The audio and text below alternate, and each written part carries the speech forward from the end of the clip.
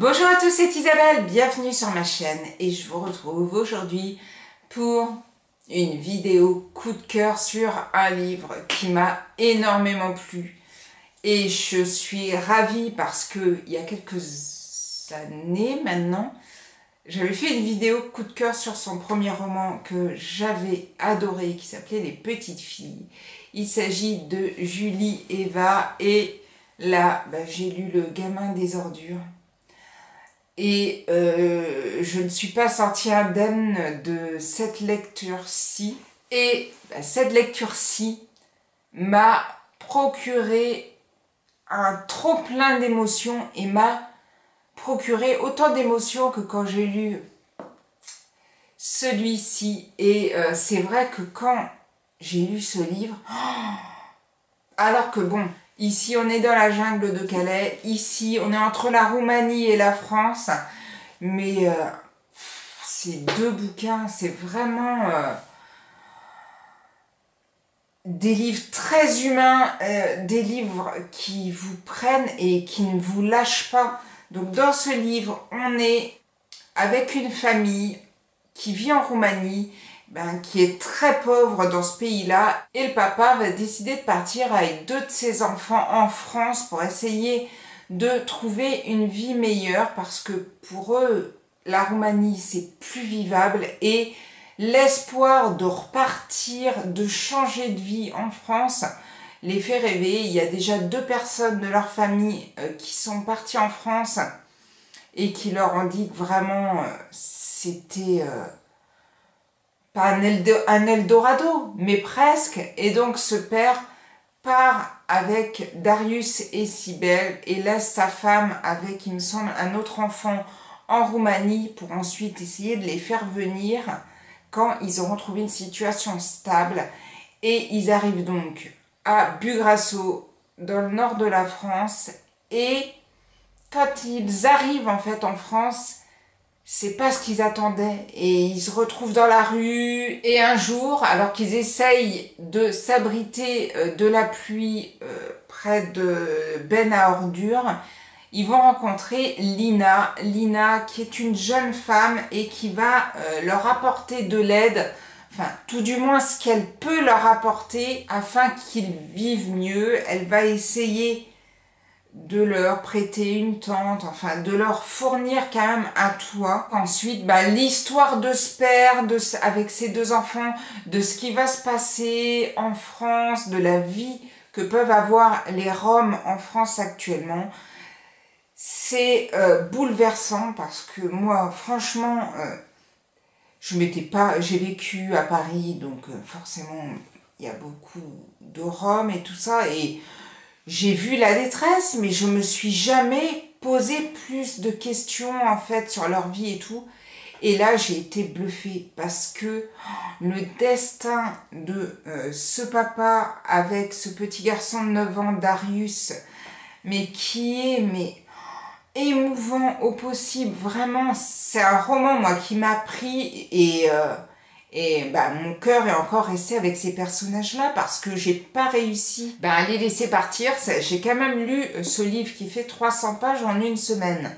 Pas parce que il me plaisait pas, parce que je ne voulais pas arriver à la fin.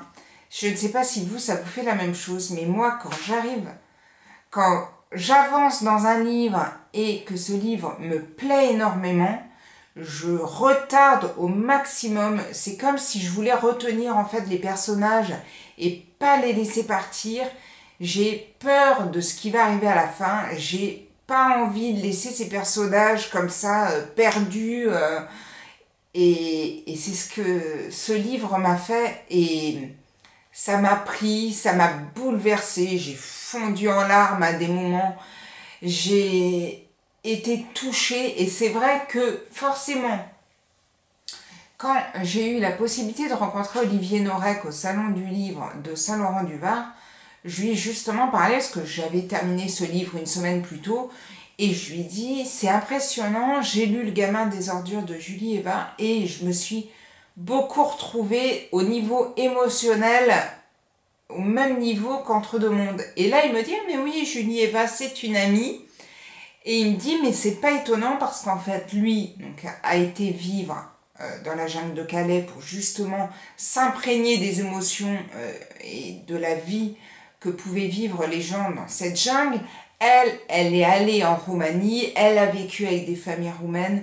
Et quand il m'a expliqué tout ça, je me suis dit, bah oui, c'est normal. Et il me dit, bah quand j'ai rencontré Julie et Eva, vous vous rendez bien compte que deux personnes comme ça, avec les mêmes envies et les mêmes émotions, la même envie de retranscrire des romans et de parler de personnes dont on parle très peu. C'est vrai que c'est pas du tout, moi j'ai jamais lu un livre où on parle de famille rome et du coup c'est vrai que ça m'a bluffé. Autant qu'Entre deux mondes, j'ai eu cette montée d'émotions que j'ai encore quand j'en parle, jusqu'à, ben voilà, jusqu'à il a fallu après que ça sorte, que tout ce que j'avais emmagasiné dans cette lecture sorte, et que je laisse partir les personnages, que je laisse partir Darius et sa famille, que je laisse partir Lina, que je laisse partir Thomas, enfin